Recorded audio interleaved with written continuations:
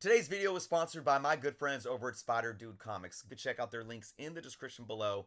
You guys can save 10% off of any order by using the code JOURNOS10. This code never expires, and also if they have any other promotions going on their website, you can always piggyback the JOURNOS10 to get that extra 10% off as well. You can search by Marvel or DC or certain ages like Silver to Golden, or your favorite characters like mine, Spider-Man. You guys could see a little bit of what they got going on here. Again, Silver Age to modern books. Stuff is extremely well priced. Really, really good people. I don't back up just anyone, folks. If you know me by now, you know that I only push those that I truly support and that I truly believe in. So again, guys, go check out SpiderDudeComics.com. You can also follow them on Instagram, and you can check out their YouTube channel by finding their link in the description below or finding their YouTube link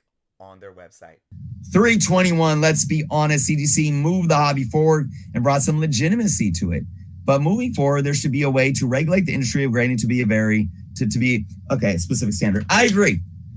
Okay, I agree wholeheartedly, 100% with everything you just said in the statement. 321. And I think if we continue to be honest with ourselves as collectors and continue to speak with our purchasing power in a responsible way, this is going to continue to happen. I do. I've been a proponent for more transparency in the grading process. And while I do think it's a far reach to have some type of, oversight committee where every grading company is abiding by the same rules, I think each of them need to be transparent. If you're going to have your own grading standards, you need to be 100% transparent with that. And look, over the last couple of years, CGC has alluded to more information. They've given us a little more transparency, but they still only scratched the surface.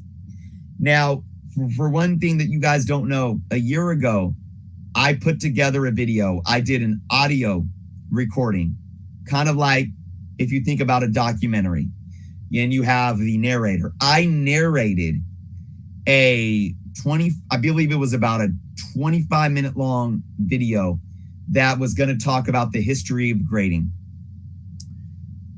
I never got around to editing in the video portion of it due to life. All right. I do hope to release it one day.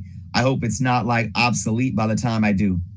But the one big thing that I think a lot of people don't know about was Overstreet. Basically, if it wasn't for Robert Overstreet, not only would there not be a grading system, but there probably would never have been CGC. And it's funny that so many people that are anti-CGC or have issues with CGC have been pro components of the Overstreet Guide. But what you might not know is that Robert Overstreet, going as far back as the early 80s, was almost at a time in a crowd by himself advocating for third-party grading companies. Robert Overstreet advocated for third-party grading companies. Robert Overstreet also evolved the 10-point grading scale. And it's really what? It's really a 25 point because, 0 to 10, but, 0.5, 1.8, 2.0, 9.8, 10, all of it. It's like 25 actual grading points.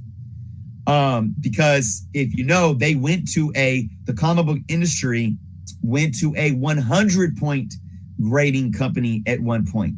And it was Robert Overstreet that took the lead in saying, we need to come back down.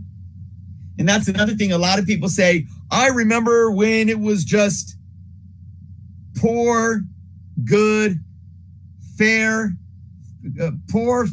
good, fine, near mint. But you don't remember that there was a 100-point grading scale. And Robert Overstreet advocated to take it down to that 10-point scale. And it took a while, but it wasn't until the late 90s that your co-founders of CGC started to sit down at the table and put something together. And in 2000, they officially launched the first ever certified third-party grading company. So again, 321, absolutely. I think they brought new life, new energy, and new money into this hobby. But because of where we're at right now, things need to continue to evolve in the right direction. In the right direction is holding companies accountable in a productive way, holding ourselves accountable as consumers, and then watching those things work their magic.